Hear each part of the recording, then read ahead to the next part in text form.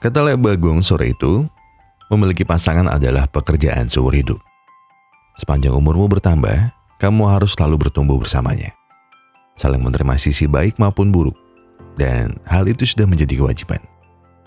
Sebuah hubungan tanpa adanya rasa memahami hanya akan diisi dengan argumentasi. Seperti halnya ego diri sendiri. Ketika dirimu memiliki pasangan, pastikan kamu bisa meredamnya.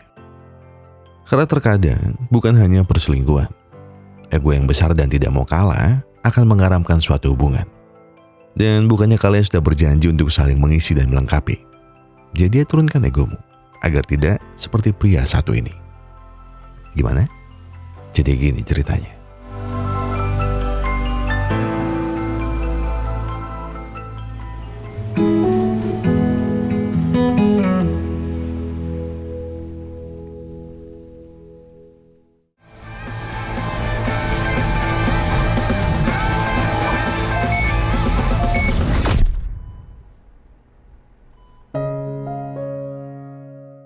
Pria ini bernama Chen Xiaozhu.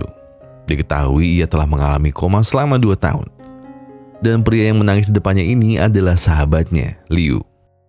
Chen mengalami koma diakibatkan sebuah malpraktek dari dokter abal-abal. Saat itu, Chen baru saja putus dari pacarnya. Wanita itu memutuskan Chen karena Chen cuma pengangguran dan selalu menghabiskan uangnya demi sebatang surya. Jelas saja, Chen merasa kesal dan depresi. Karena sang wanita tidak pernah mau mengerti. Namun karena Chen kadung mumet dan tak bisa hidup sendiri, ia memutuskan untuk berhenti merokok demi mantan kekasihnya. Namun segala cara telah ia lakukan, tapi hasilnya belum juga datang. Liu sebagai sahabat yang baik menyarankan Chen untuk setrum otak, agar ingatan dan kecanduannya bisa disembuhkan. Karena Chen sudah putus asa, ia pun mengiyakan saja ide Liu yang kurang cemerlang kayaknya sih. Apa cemerlang ya?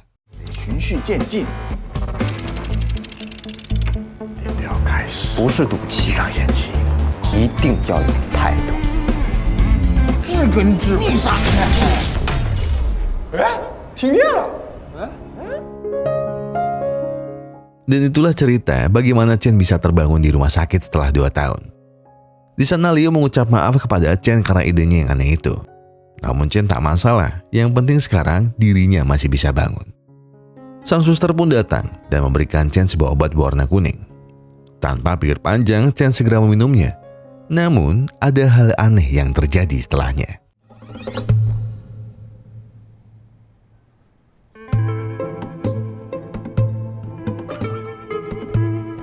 Ini kemana? 这鸭子会动啊！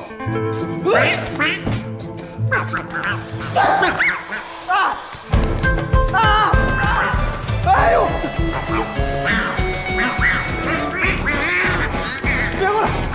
别过来！你别过来！ Esoknya, otak Chen kembali di-scan. Dokter menjelaskan bahwa terdapat trauma berat di dalam otak Chen. Dan masa penyembuhannya mungkin berlangsung lama. Oleh karena itu, dokter meminta Liu sebagai temannya untuk tetap mendukung dan sabar dengan tingkah laku Chen setelah ini.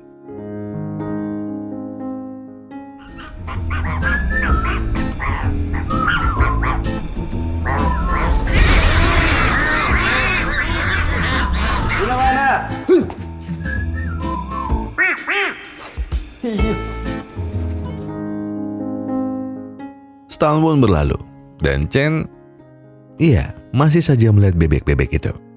Chen menyangka bahwa ini adalah efek obat yang ia minum dahulu. Namun sepertinya itu salah. Ia mulai sadar bahwa gejala ini muncul ketika ia melihat benda apapun yang berwarna kuning. Dan jika hal itu terjadi, maka semua manusia yang ada di depannya akan menjadi bebek imut ini.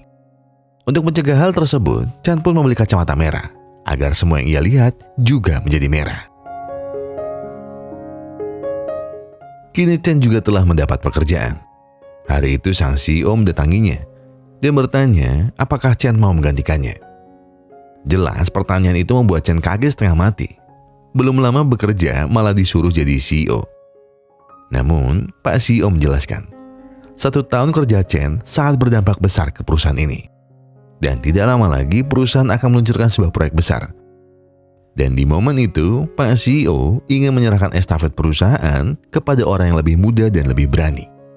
Oleh karena itu, Chen harus memberikan kepastiannya, cepat ataupun lambat. Ucapan Pak CEO jelas membuat pikiran Chen semakin buyar. Sebenarnya Chen senang, karena ia bisa menjadi sultan kaya raya dan membuktikan kepada sang mantan bahwa Chen tidak sepele.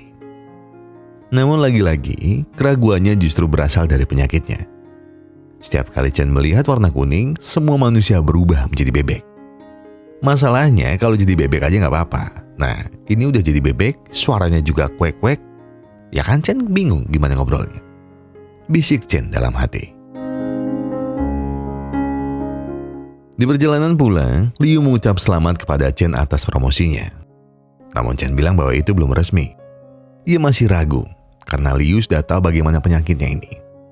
Namun yang namanya teman somplak, Liu malah bilang dengan polos.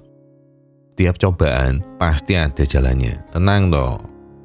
Dan agar Chen bisa latihan memimpin, Liu punya sebuah proyek dan ingin Chen mewakilkannya. 啊？什么地址？什么都不用做，你顶多要你1个小时。我不去，你找别人。 Paginya, Chen tiba di sebuah rusun. Liu bilang bahwa ia memiliki tim periklanan. Namun beberapa waktu ke depan, Liu tak bisa memantau mereka. Dan agar Chen belajar cara memimpin, Liu memasrahkan tim ini kepadanya. Wanita ini bernama Feng Jianan. Dia adalah manajer sekaligus talent utama di agensi ini. Lalu ini ada Jun, selaku penulis skrip. Nina sebagai asisten Jian, Handoko kameramen, dan Sugeng sebagai editor. Mereka ini adalah tim dari Liu. Dan oleh karena itu, semoga Chen bisa mewakilkannya dengan baik. Ucap Jian. 开工，开工！江南，上期视频呢，有朋友留言给我说想吃。Hello， 各位嘴馋的朋友们，热爱美食，吊着大家的胃口，很好，很好。开玩笑好好好。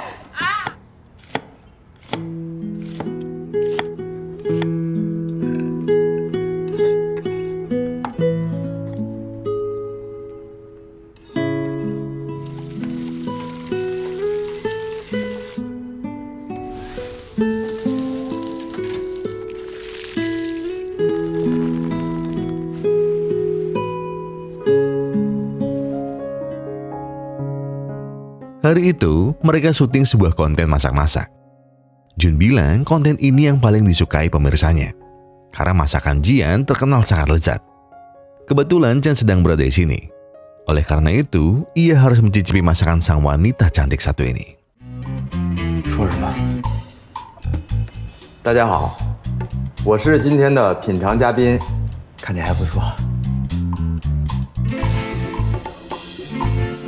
感受。吃饭了。这居然没熟。好不容易。 Tak disangka reaksi Chen malah viral. Jun segera bilang bahwa raut wajah Chen begitu bagus. Dan oleh karena itu, konten reaksi masak ini akan mereka lanjutkan.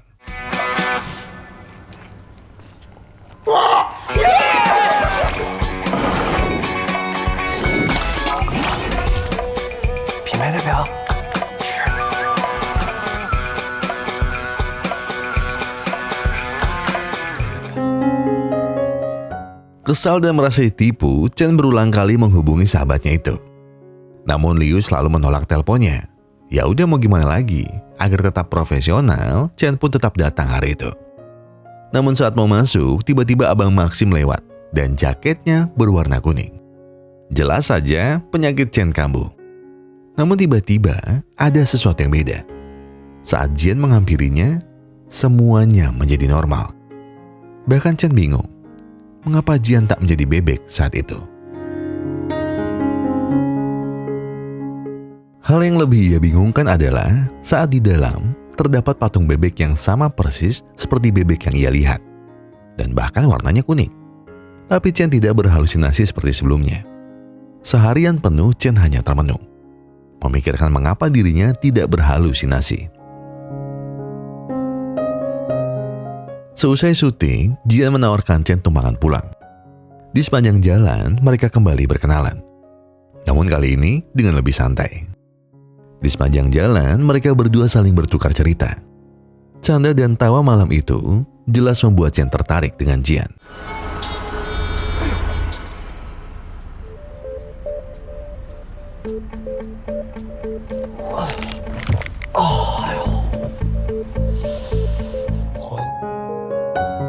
Esok paginya, Chen dengan penuh amarah mencari Liu. Di sana ia mulai membabi buta temannya. Chen berkata betapa tega Liu menjebaknya seperti ini. Namun Liu bilang bahwa itu adalah hal baik untuk Chen agar bisa latihan jadi CEO. Namun bukan itu tujuan utama Chen. Karena tujuan sebenarnya adalah betapa tega Liu menjebaknya dengan cinta kepada Jian. 我请你吃饭。别跟我废话，冯家那微信给我。 Chen pun langsung mengajak Jian makan malam. Memang tidak mewah, ia hanya mengajak Jian ke sebuah angkringan. Di sana, Chen memastikan lagi apakah halusinasinya sudah hilang atau belum. Dan benar, Chen sudah tidak halu lagi. Namun, 哎，范老师，吵。大个儿玉米，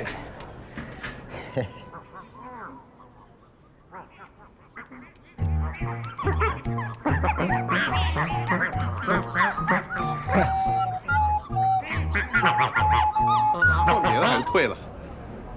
真好，这家店不错，虽然大小合适，是大玉米，可以，挺大。哈哈。 Jian pun segera kembali dan halusinasi Chen mulai hilang lagi. Kini ia mulai yakin bahwa obat dari penyakitnya adalah Jian. Setiap mereka bersama, halusinasinya tak pernah kambuh. Oleh karena itu, Chen segera bilang kepada Liu bahwa mungkin Jian adalah takdirnya. Takdir yang selama ini ia tunggu. Setelah kejadian itu, Chen semakin ingin dekat dengan Jian. Bahkan tiada hari tanpa datang ke apartemennya. Ia pun mulai menghabiskan waktu bersama Jian dan timnya. Mereka saling tertawa, bercanda, dan mungkin saling bertukar senyum bahagia. Walau ada tawa yang lain, namun tawa dari Jian lah yang selalu Chen tatap. Semakin hari, Chen semakin berani menghadapi penyakitnya. Ia tak lagi takut dengan warna kuning. Ia tak lagi takut jika para bebek mulai mengerumuninya. Bagi Chen, hari esok terasa lebih menyenangkan. Karena ia akan bertemu lagi dan lagi dengan Jian di sana. Namun suatu malam, tampak Liu bertemu dengan Jian di sebuah jalan. Entah apa yang mereka bicarakan. Namun pertemuan malam itu jelas mengubah sikap Jian kepada Chen. Mungkin tidak drastis, namun Jian terlihat lebih emosional. Bukan emosi marah, namun emosi yang Jian tambahkan lebih ke arah haru. Dan mungkin juga sebuah rindu. Bahkan ketika Chen memasakkannya sebuah Indomie, air mata Jian menetes tiba-tiba. Chen yang bingung pun bertanya, apakah masakannya terlalu pedas? Namun Jian mengelak. Dia bilang kalau makanan ini sangat enak. Dengan agak sombong, Chen bilang bahwa itu adalah resep rahasianya. Entah dia belajar dari siapa. Yang jelas, orang itu adalah orang yang sangat berarti bagi hidup Chen.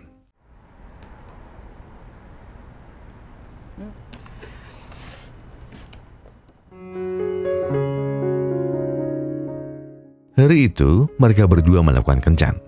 Tampak sebuah film romantis mengisi kencan mereka hari itu. Jian dengan malu-malu bilang, apakah Chen berani menciumnya seperti itu? Mendengar ucapan Jian, hati Chen berdegup kencang.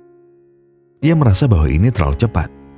Namun, kapan lagi Chen bisa mencium wanita secantik Jian? Tapi sayang beribu sayang, ternyata Jian hanya bercanda.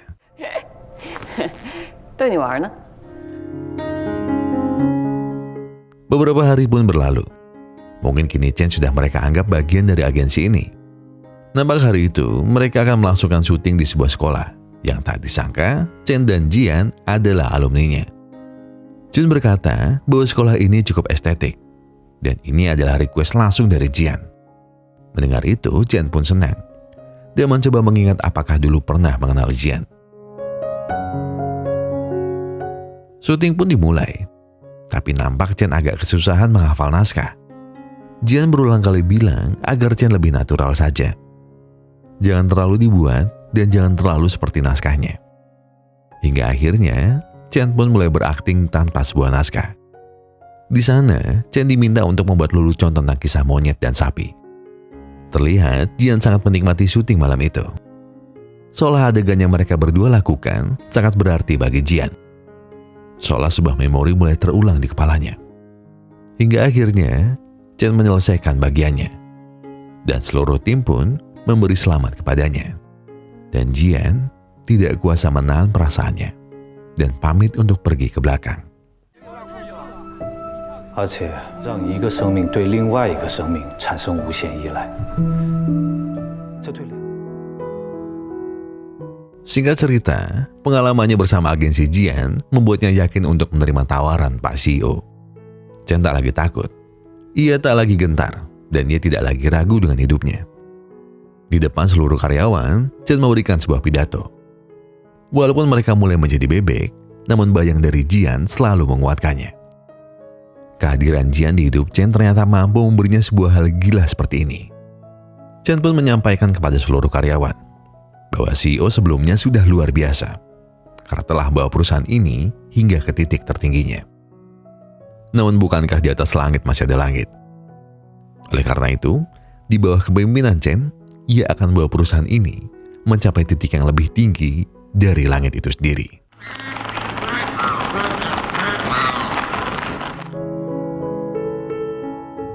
Chen pun merayakan keberhasilannya bersama tim Jian. Di sana semua orang bersuka cita atas keberhasilan Chen. Namun di antara orang-orang itu, hanya Jian yang nampak sedih wajahnya. Di sela-sela kemeriahan malam itu, Jun berdiri dan bilang bahwa saudara mereka, Jian, ingin menyampaikan beberapa hal malam ini. Seluruh orang pun terdiam saat Jian bilang bahwa ia ingin berhenti. Jian beralasan bahwa sudah 3 tahun mereka memulai ini semua. Dan bagi Jian 3 tahun adalah waktu yang cukup. Dan dirinya ingin mencari tantangan lain di luar sana. Seluruh wajah di malam itu nampak kecewa. Namun Jian bilang, mereka tidak perlu khawatir. Karena dengan diangkatnya Chen menjadi CEO, ia pasti akan membawa mereka. Jian tidak akan meninggalkan tim ini dalam kesulitan. Oleh karena itu, terima kasih teman-teman semua. Waktuku bersama kalian memang sangat indah. Tapi maaf, mari kita bertemu lagi di luar sana. Chen bingung dengan keputusan mendadak itu. Namun ia tak punya hak lebih untuk bertanya kepada Jian. Dan di malam itu, Jian berterima kasih karena Chen telah hadir ke dalam tim ini dan berhasil membawa mereka lebih jauh dari sebelumnya. Segelas anggur pun mereka tenggak sembari menatap mata. Dan Jian pun hanya termenung. Seakan ini adalah perpisahan yang lebih sedih. Karena itu, akan berpisah dengan orang yang ia cintai.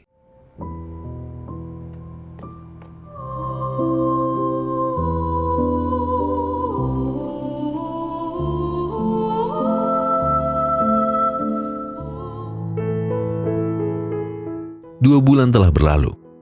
Sejak kepergian Jian, Chen pun mulai mengambil alih tim agensi ini.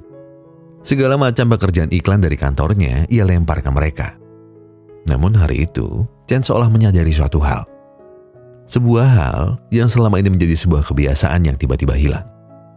Tiba-tiba, kilas balik memorinya mulai terputar.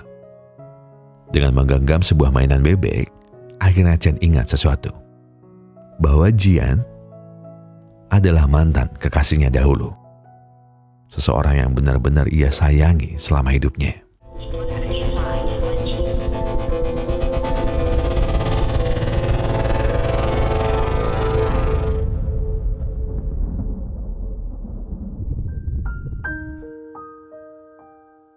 Ternyata selama 3 tahun terakhir ini, Chen telah hilang ingatan.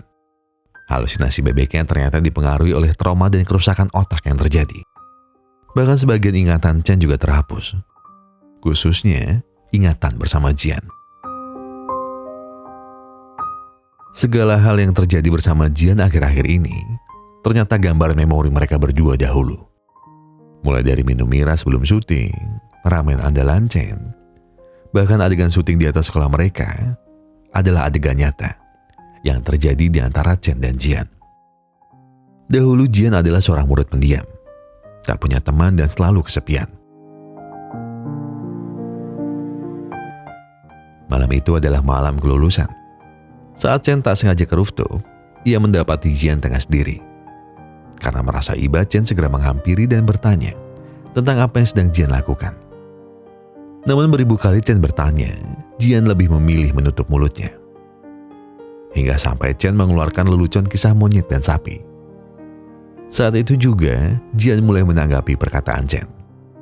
Bahkan paginya saat Jian terlihat kesusahan, Chen menawarinya tumpangan untuk pulang. Sejak saat itu juga, mereka berdua semakin dekat. Hari demi hari pun mereka habiskan dengan penuh tawa dan bahagia. Mereka pun juga memulai impian berdua, menjadi seorang YouTuber dan vlogger terkenal. 开始。好，你就现在下次不准把我这种翻车的东西剪进去了。 Namun yang namanya manusia tidak pernah lepas dari sebuah kekurangan. Akibat stres dan lelah bekerja, Chen melampiaskannya dengan merokok. Hari-hari tidak pernah ia habiskan tanpa merokok.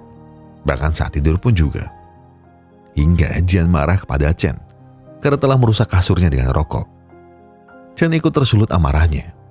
Ia mencecar bahwa merokok atau tidak itu bukan urusan Jian. Lagi pula Jian tak pernah mau mendengar perkataan Chen selama ini. Namun yang Chen tidak sadar, Jian selalu menunggunya pulang. Jian selalu menunggu Chen berbagi ceritanya. Namun apa? Yang Chen lakukan adalah mencari pelarian. Minum-minum, merokok, foya-foya, judi dan sebagainya. Bagaimana bisa Jian membiarkannya begitu saja? Jika Chen tidak berhenti melakukan itu semua, lebih baik mereka pisah. Sontak perkataan Jian diiyakan oleh Chen malam itu. Dan mereka pun resmi berpisah dengan penuh penyesalan.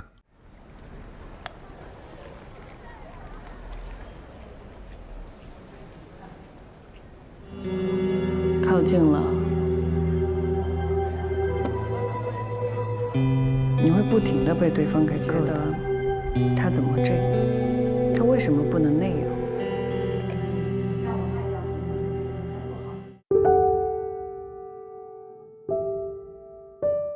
Hari itu, Jian mengajak Liu untuk bertemu. Di sana Jian mengatakan bahwa ia tidak bisa lagi melanjutkan ini semua. Sandiwara ini begitu menyiksanya. Diketahui saat bertemu dengan Jian waktu itu, Liu menjelaskan bahwa Chen mengalami trauma otak dan mengidap halusinasi parah. Dan dokter bilang, satu-satunya cara mengobatinya hanyalah membangkitkan memori-memori berkesan di hidup Chen. Memang setelah kejadian itu Chen menjadi lebih baik. Namun mengetahui bahwa Chen benar-benar tak mengingatnya, itu sangat menyiksa Jian. Perasaan yang Jian kira sudah hilang, tiba-tiba muncul kembali. Walau sudah tak bertaut 3 tahun, namun Chen kembali dan kembali lagi membuatnya jatuh cinta. Jian tak bisa menghadapi itu. Dia takut ujungnya nanti hanya akan sama. Dan oleh karena itu, Liu pun mencoba memahaminya dan berterima kasih karena Jian telah membantunya selama ini. Malam itu, Jian diundang ke sebuah acara peluncuran rasa baru dari merek makanan ringan favoritnya. Mengingat Jian adalah YouTuber dengan penggemar terbanyak di sana. Namun di malam itu juga, Chen tidak ingin kehilangan Jian untuk kedua kalinya. Nina tiba-tiba memberitahu bahwa Jian belum pergi dari Cina dan sedang menghadiri acara di pusat kota. Segera, Chen bergegas menuju tempat itu.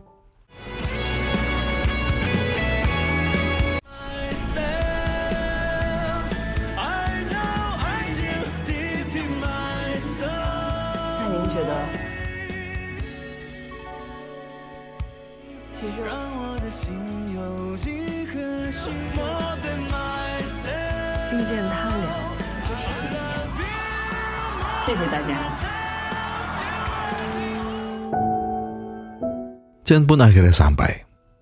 Namun Jian sudah terlanjur pergi dari sana. Chen pun mulai melakukan segala cara. Ia mulai berteriak nama Jian, agar setidaknya Jian tahu bahwa Chen pergi mencarinya.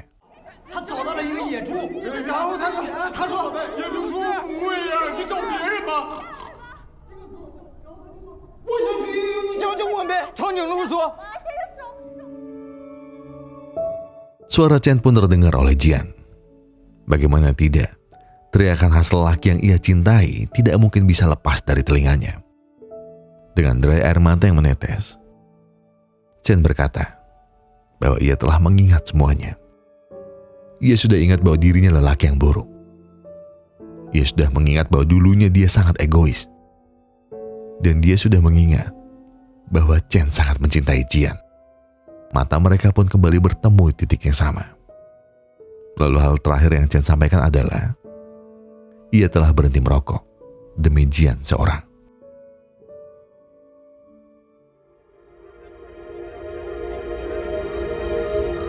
Mendengar ucapan itu, Jian segera mendekat dan berterima kasih karena telah berubah demi dirinya. Terima kasih bahwa kamu tidak menyerah. Terima kasih bahwa kamu telah berubah. Dan terima kasih, kini kau benar-benar menjadi lelaki yang lebih baik. Dan aku mohon, untuk kesekian kalinya, diriku jatuh cinta kepadamu. Jangan biarkan lagi kita berpisah untuk kesekian kali.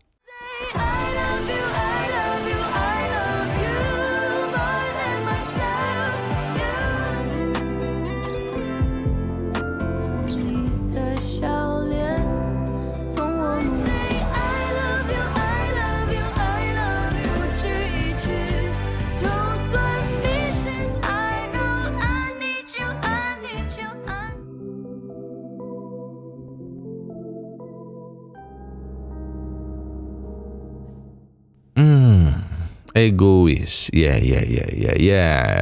egois memang di beberapa orang itu udah menjadi udah menjadi jalan hidup mereka. Ya, egois sudah menjadi jalan hidup mereka, benar. Karena terkadang beberapa orang memilih menjadi egois dikarenakan luka masa lalu atau kepercayaan yang sudah dirusak.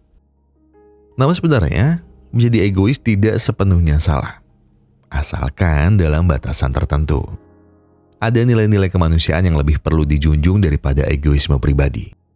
Dan apalagi ketika itu menyangkut sebuah hubungan. Kita tidak akan hidup hanya sementara atau dalam jangka waktu tertentu bersama pasangan. Pasti panjang, apalagi ketika memutuskan sudah menikah. Ya toh?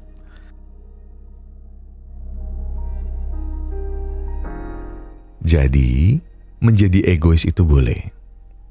Asalkan egoismu tidak sampai melukai hati orang yang mencintaimu dan yang kamu cintai.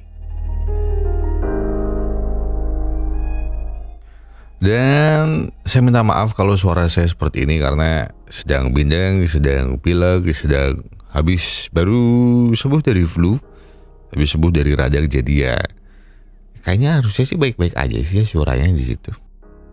Ya biarpun kayaknya banyak yang gak jelas kata-katanya. Cuma ya itu tadi, saya minta maaf kalau mungkin agak kurang jelas pengucapannya dan lain-lain, dan kalau ada gimana-gimana ya karena sedang tidak enak tenggorokan di situ. Tapi saya pengen bilang terima kasih buat kalian yang sudah menonton video ini sampai habis, dan juga terima kasih buat yang sudah memberikan like, terima kasih buat yang sudah memberikan komen, terima kasih buat yang sudah subscribe, dan juga terima kasih buat yang sudah memencet tombol Dan terima kasih buat yang sudah memencet tombol thanks-nya, karena apapun yang kalian lakukan untuk channel ini sudah membantu channel ini untuk berkembang sampai hari ini. Karena tanpa kalian, Sebatin tidak bakal bisa sampai ke titik sekarang. Karena yang kalian lakukan semua, menonton, komen, share video atau apapun itu, itulah yang membangun Sebatin. Karena tanpa kalian, ya Sebatin cuma bakal jadi channel alur film yang gitu-gitu aja, yang isinya mas-mas bindeng dengan nada yang sok bijak padahal enggak, terus ngeluh soal kebijakan pemerintah di situ. Ya pokoknya begitulah.